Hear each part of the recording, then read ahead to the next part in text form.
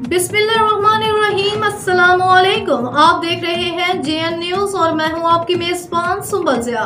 Bulletin का बाकायदा आगाज करते हैं और शामिल करते हैं अब तक की अहम तरीन खबरें।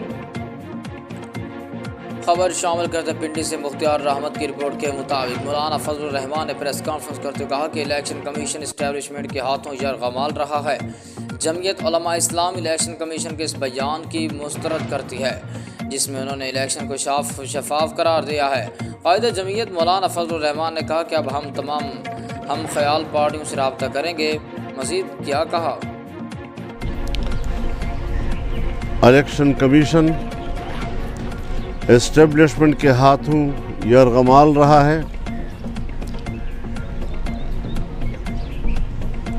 जमीयत उलमा इस्लाम इलेक्शन कमीशन के उस बयान को मुस्तरद करती है जिसमें उन्होंने इलेक्शन को शफाफ करार दिया है।